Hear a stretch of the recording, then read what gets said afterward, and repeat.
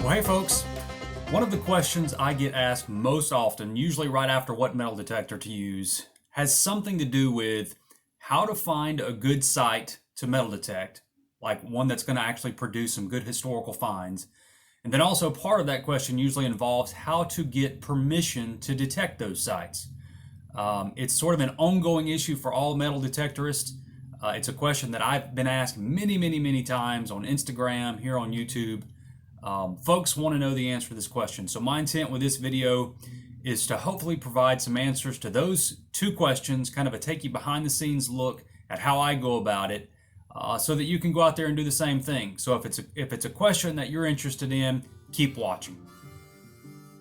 So first, let's talk about how to find a good site to detect. There are a number of places that are easy to find and are usually some of the easier permissions to obtain. They require limited research and usually are abundant no matter where you live. I'm talking about places like old churches, old schools, ballparks, sidewalk edges, and curb strips.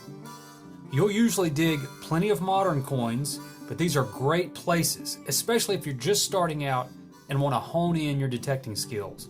And depending on the age of the site, which is where doing some research can come in handy, and we'll talk about that, you can actually snag some older finds as well.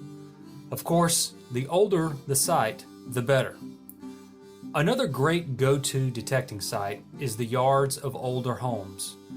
It can be a neighbor's yard, or it can be one that you've noticed on your drive into work or as you're driving around town. With any of these types of places, it's always a good idea to be on the lookout when you're driving around. My head is constantly on a swivel when I'm out and about, scanning for anywhere that looks like it might have some age to it.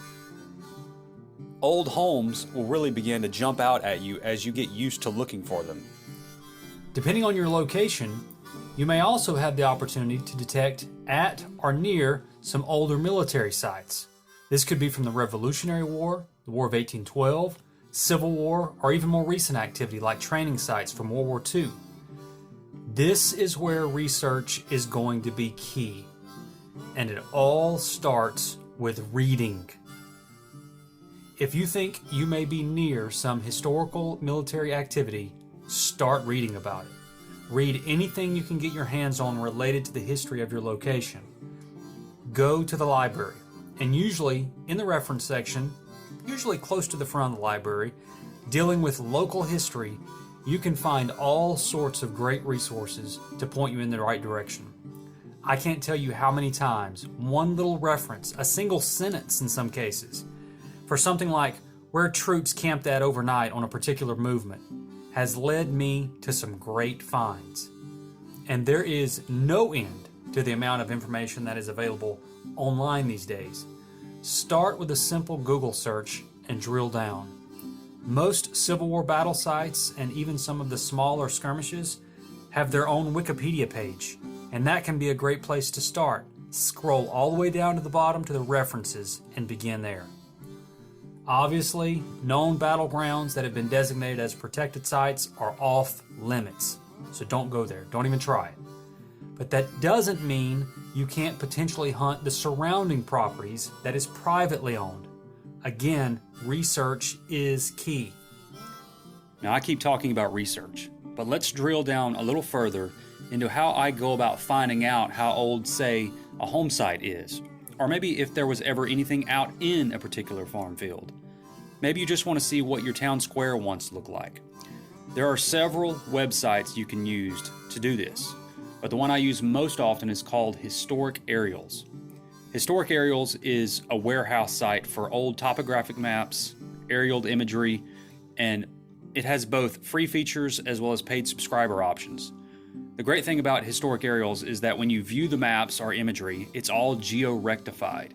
That means you can pull grid coordinates right off the map or image and throw it into something like Google Maps to guide you right to that location. As in, you could be standing in the middle of a farm field and know that you're standing right where the front door of an old home site used to be. It's pretty amazing. Now let's say you just want to know if there were old home sites even in your area. Search for your area, your town, your city, then click on Topos. In some cases, there may be maps going back to the 1800s. Click on the one you want to view, then simply zoom in to see where the old home sites were. And there they are. Now the really neat thing you can do at this point is click on Compare on the left toolbar, then select the Spotlight option. Then move over to the right toolbar and select the most recent imagery. And as you scroll over the map, you can see what it looks like today compared to, in this case, 1892. That's pretty cool. So at this point, hopefully I've given you some ideas about how to find a good site to detect, whether it be just driving around looking, talking to your neighbors about their yards, reading about military history in your area, or using online tools like historic aerials to help pinpoint your search.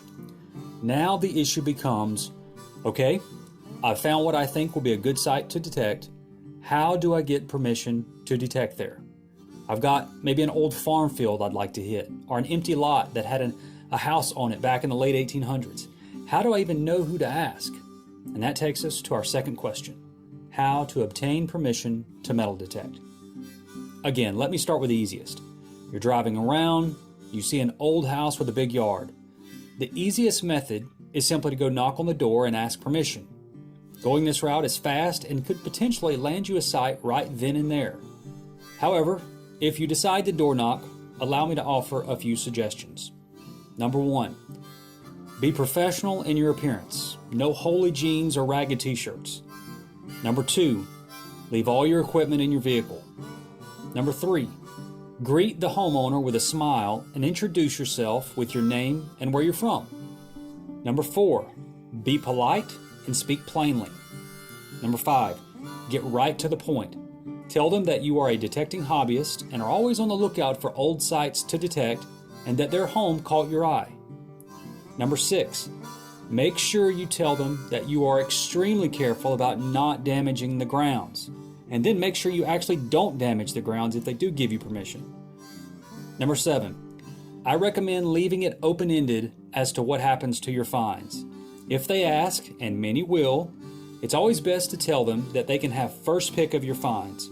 I also usually say something like, if I find buried treasure, it's obviously yours, but I'm really just hoping to find a few dropped coins, or something like that.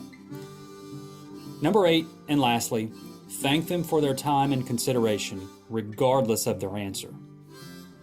Now, having said all of that, I don't actually do that much door knocking. It's very rare, actually. I prefer doing what I'm about to tell you.